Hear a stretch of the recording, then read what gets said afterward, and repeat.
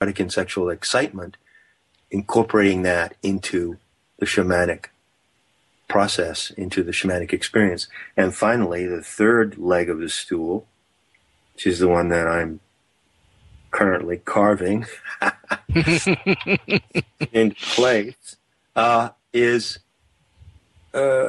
incorporates the part of the shaman's path and the shaman's mission that has been almost totally excluded to my knowledge. And that is expressed in the simple fact that in indigenous societies, it is understood that the shaman who has the power to heal also has the power to harm and kill. And no genuine shaman is considered as such unless he or she has both. Right. And can demonstrate both.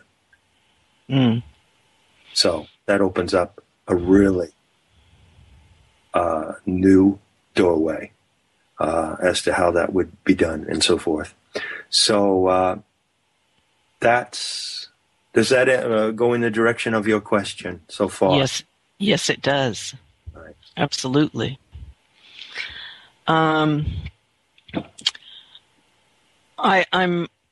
I really think it's important that this is brought together because, as I said, it's become this romanticized, impotent, kind of airy-fairy image of shamanism, and that's not my understanding or experience at all. So it's important to say these things up front, and I think if we're going to explore this path, we need to be truthful about it. Absolutely. Truthful and totally transparent. Absolutely. Mm-hmm. And as we go on to explore this, the path of the warrior isn't for everyone, partially maybe because of this. Mm-hmm.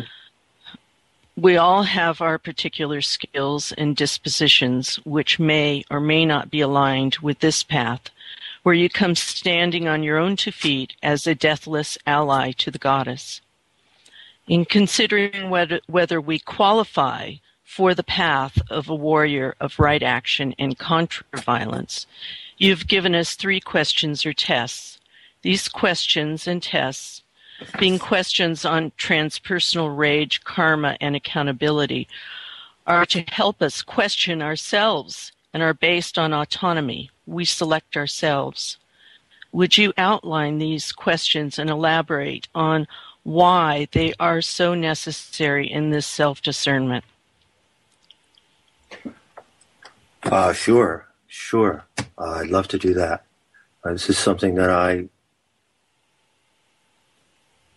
touched for the first time in one of the recent Planetary Tantra talks with Grok Talk with Thomas Malone, and be happy to reiterate it here. Yes, because it was so powerful. Thank you. I would love to if you would share it. Thank you. The first thing that I would have anyone understand, I use the syntax of consider. It's an invitation to consider here. I invite you all to consider. I'm not recruiting anyone to a shamanic killing squad, okay? But I'm asking you in your humanity to consider this option. And I approach it with meticulous care. One point that I make clear and intend to make clear over and over again is that the third facet of the shaman's practice of the harming and killing activity by ritual means is done in an ethical framework. It's not just done out of the blue or because you might be attracted to it or it might have a sensational appeal to you. It is sensational, I can guarantee you that, to say the least. But it requires the utmost sobriety. Those of you who remember Castaneda will know that sobriety is an essential characteristic of the warrior, and all the more so for a Gaian warrior. So I want to set this practice that I'm proposing in a framework of ethics. And Yet you're not even going to be able to get to the point of understanding the ethics. Wait till I get to the ethics, because the ethics is very scary. Mm. The ethics is scary, but it's taken from nature itself. It's not John Lash's invention. The ethics that I'm setting forth in the third piece of Open Season on Predators is entirely based on an observation, using our first attention, on an observation of the prey-predator bond. Now, I want to make this terminology very, very clear. In Not in His Image, I discussed the pathology, the leading pathology of our species, which is the victim-perpetrator bond. And I explained that concept, which is known from the popular psychology recovery movement in the United States. And I applied it to history and saying, we got a victim-perpetrator system going here, where the victims are bonded to the perpetrators, and they're all going down in the same sick game. Mm. So I elaborated that. That was my intention in that book. Now, I'm talking about the prey-predator bond. And that's something entirely different. The prey-predator bond is what you see in nature, in the bond between, say, a cheetah and a gazelle. Right. Right. There's a bond, there's a symbiosis between those animals. And it has nothing to do with our sick forms of violence, which feed on the violence that feeds on itself in an endless cycle of a kind of a bloodlust of violence. No, there is beauty, and there is balance, and there is the incorporation of Gaian laws of ethics in the prey-predator bond. The cheetah taking down the gazelle is an ethical model. This is what I show. This is what I intend to show. And so before you can even get, and that's going to offend many people, because a lot of people don't like the idea of killing other animals. And so even before you get to this place with me, even before we go there together, I want to propose that you ask yourself 3 questions to see if you're up for this. The first question, and they're very simple questions. They're tests you can apply to yourself. The first one is, how much transpersonal rage do you have on board? Yes. I'm laughing because I can count the years. Yes. Go on. How much have you accumulated? Come on, give me the quantity, You want it in pounds, you want it in tons, Yeah. Well, let's see. More than 25 years worth. How's that? Oh, that's a good supply. We can use that. We can go places with that, Yeah. Transpersonal rage is very specifically exactly what it says. It means rage toward people that you don't know personally. Rage toward behavior of human beings that you don't know personally. It's not rage toward anything that anyone ever did to you personally, but it's a transpersonal rage, and it's a rage directed toward behavior that threatens the web of life and threatens the simple happiness and safety of all living beings. Okay. How much do you have? Do you have a lot? Do you want to do something with it? Keep listening. Okay?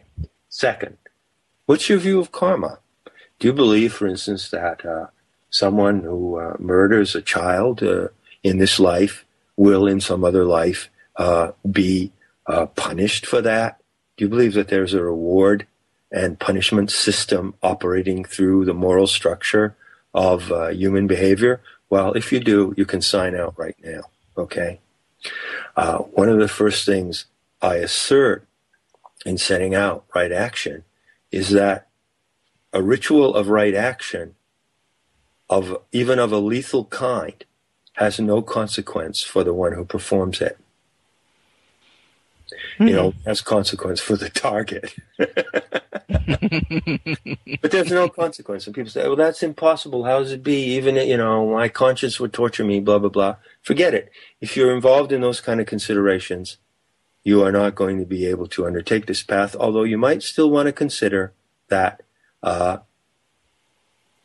you would give respect and support to people who do undertake it, okay? Even though you're not capable of it yourself. And yes, karma is a form of mind control.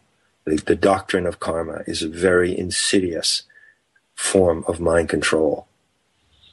And it's against empirical, it's totally against empirical, the evidence of experience. It's so obvious that people do not get punished for what they do. And so obvious that good deeds, the old joke, no good deed goes unpunished, It's more like that. That's karma, but not what they tell you. Okay, finally we come to accountability. God, what a master illusion is this? What a sad, sad illusion is this? When I think of the people and go, hark back to 9/11. If you're a person living here on this planet, listening to my words right now, who thinks, hopes, expects that the people who perpetrated 9/11 are ever going to be brought to accountability, I suggest you seriously consider living on another planet.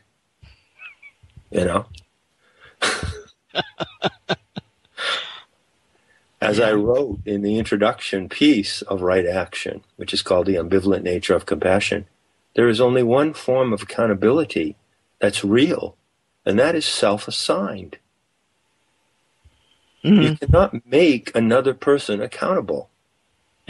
Even if you found convicted a murderer on irrefutable evidence, and you knew that they were the murderer, you were not convicting the wrong person, and you put them in prison or executed them, you can't make them accountable.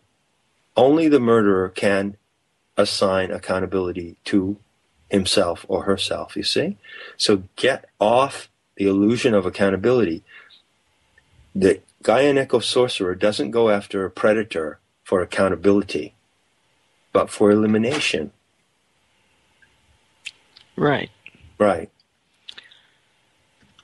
Yes, it's not an eye for an eye. It's not that. Absolutely not. It's not an eye for an eye. It's much more transcendental. And the transcendental ethics involved are taught and learned from nature, and they're particularly learned from the behavior of the great predatory cats. Great predatory cats are so important in our future with Gaia Sophia, especially the ones with the teardrop markings. Yes. Right. Yes. I always wonder if those markings aren't tears as well. They are tears.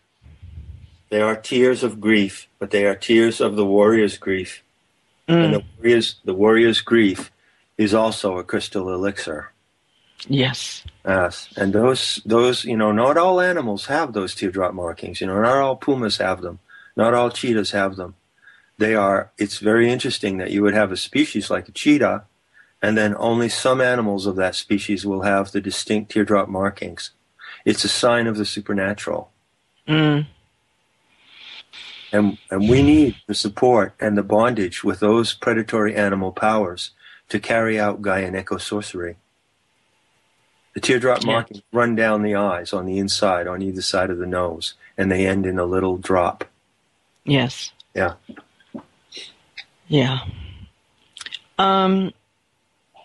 You also mentioned that even if it isn't for everyone, that you encourage people to support those who do. Yes, that's right. That's part of the dynamic of the magic as well. There are many people, good, honest, decent people on this planet right now who are absolutely outraged by the flagrant looting and raping and dishonesty and hoax